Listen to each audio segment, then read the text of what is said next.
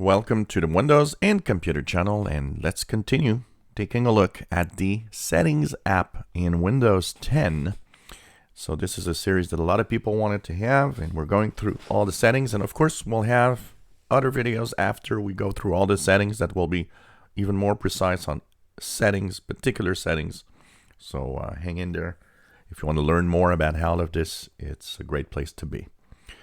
We're going to look at the settings for the touchpad or trackpad on laptops or certain types of keyboards that you might be using in the settings. So this time around, go into the settings. Once again, you can go on the bottom right and click for the quick actions and go into the All Settings button if you have it.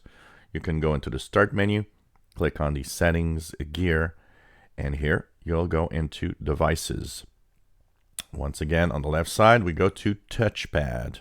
Once again, I just want to say that some of the settings might be a little different. Some of the settings might not be in the same order, or some of the settings might not show up. Depending on the version of Windows 10 that you're using, we're using version 2004 here.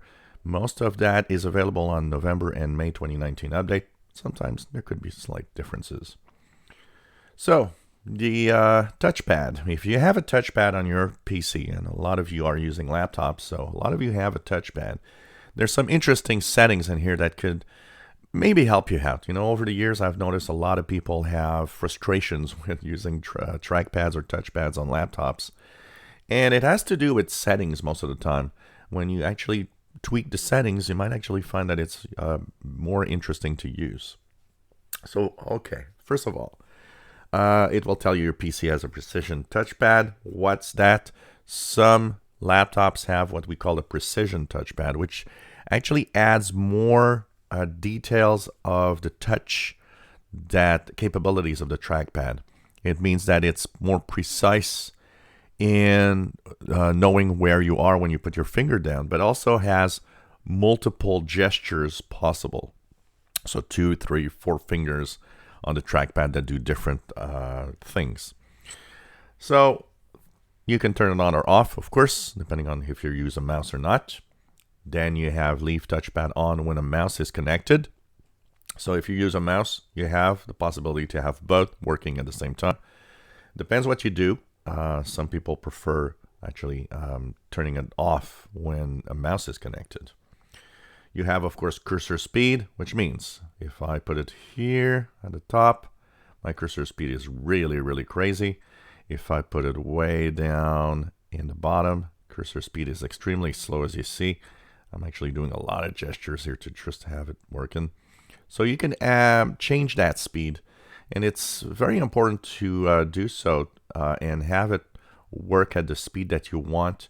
Some people find it too fast, too slow. Here you can actually adjust that speed and have it working to your preferred speed, which is, of course, nice. Then you have taps. Use taps to click, right-click, select, and so on. So the taps mean you can click on the pad. A lot of pads actually do click or have buttons, but a lot of pads don't have buttons. And just the tap, if you do a little tap on the trackpad, it's like doing a click on a mouse. You have sensitivity that is here, low, medium, high, or most sensitive. That is important to choose the correct one.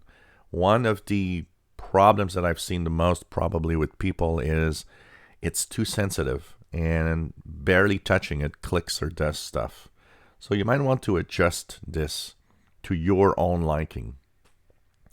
Then you have tap with a single finger to single click, tap with 2 fingers to right click. So basically it's left click, right click, and tap twice and drag to multi-select. Press the lower right corner of the touchpad to right click.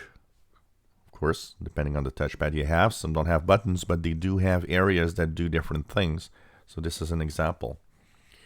Drag 2 fingers to scroll. That's what I do actually. I use 2 fingers and scroll up and down, or left and right, depending on the window that you have. You have down motion scrolls up or down motion scrolls down, depending on what you like. Some people have it reversed. So if, for example, mine is down motion scrolls up, meaning that if I go down, it scrolls to the top of the page. If I go up, it goes to the bottom of the page. But some people might find it counterintuitive and want to have it in the other way around.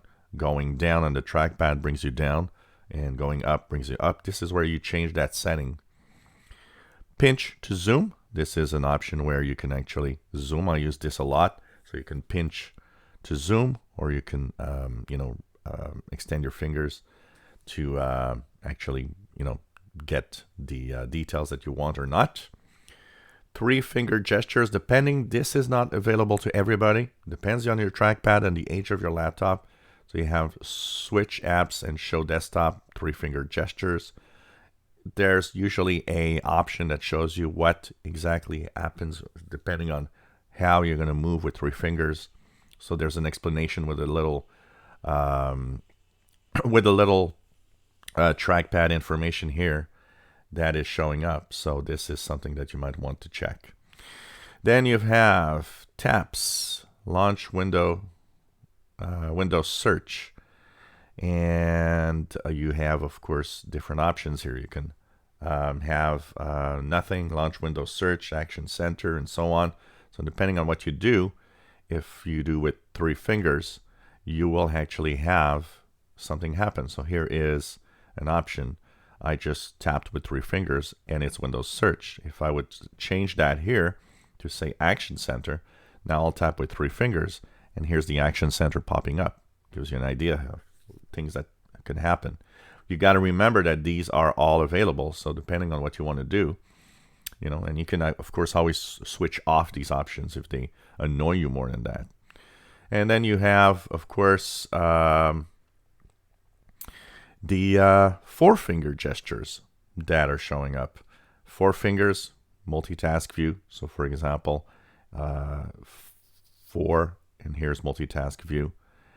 You can actually go down with 4 fingers to show desktop if you want. Here we go. This is the desktop. So it gives you an idea of so many things that you can do and so many of the trackpad activities that can be changed. As long as you remember 1, 2, or 3, or 4-finger tap. Once again, not all of these settings are available for everybody. And remember that you can actually change what these swipes do. Change audio volume, switch and show desktop, different things that you can do in here. Taps, action center, once again, launch Windows, play, pause, or, just do nothing if you want. And finally, if you've played around with all of those settings, and of course that you kind of want it all to come back to its original settings, you've got reset at the bottom. The reset button will reset you to default gestures. So this is something that you might want to use.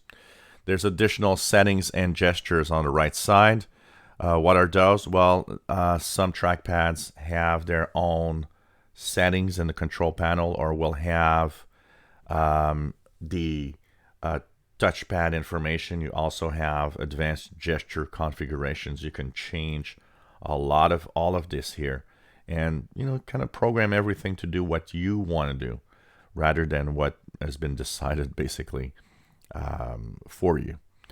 So that's the touchpad or trackpad information and all that you can change depending on the machine you have. Some will have very simple settings here.